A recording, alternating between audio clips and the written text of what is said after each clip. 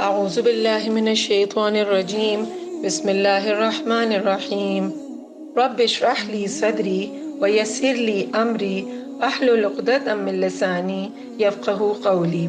Many people wonder why we still commit sins during the month of Ramadan, despite the fact that the shayateen are chained in it, as per the hadith of the Prophet ﷺ. Well, to understand the answer to this question, we first have to explore the different sources of sins.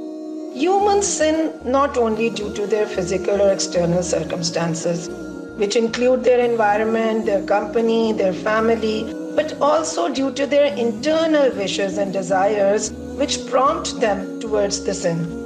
Allah subhanahu wa ta'ala says in the Quran, Inna nafsa al-ammaratun bisu illa ma rahima rabbi, inna rabbi ghafurur rahim. Indeed, the souls sometimes commands us to do sins unless Allah subhanahu wa ta'ala has mercy on us. What is this nafs and how does it impact us? Whoever discovers and truly understands how it works is like the one who has found success. Well, a famous proverb, which is one of my favorite, is Man arafa nafsa faqad arafa rabba. Whoever recognizes his or her nafs has recognized their Lord. The Quran also tells us that Allah has given all of us the ability to differentiate between the good and the evil. فَأَلْهَمَهَا فُجُورَهَا وَتَقْوَاهَا قَدْ أَفْلَحَ مَنْ زَكَّاهَا وَقَدْ خَابَ مَنْ دَسَّاهَا. And instilled in it, that is in our soul, the understanding of its sins and its piety. Indeed, successful is the one who made it, that is his soul pure, and unsuccessful is the one who covered it with sins. Well, it's a constant battle, and it all depends on us. Which instinct of ours do we nurture the most? A speaker once said, good and evil are like two wolves living inside you. Someone asked, who wins? He said, the one you feed. The relationship between our body and soul is just like a rider and a ride. Body acts as a ride and our soul the rider.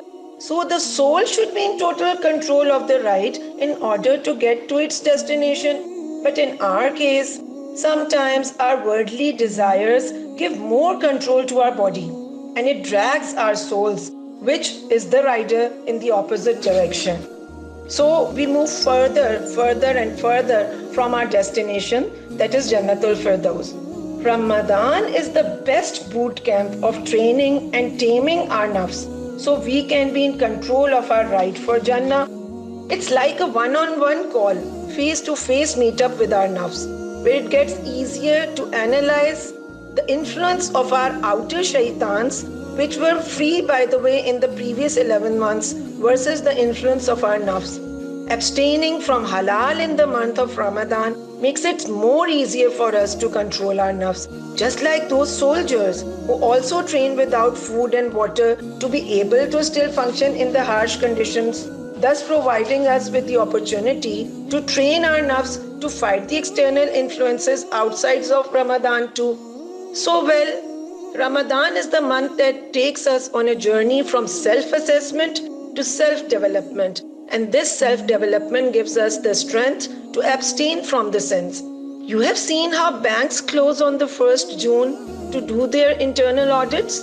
They cut themselves from the outside world to analyze their profit and loss. Ramadan gives us the opportunity to analyze our spiritual profit and loss by giving up even on some permissible acts during the month, not to be distracted and focus on our self-development.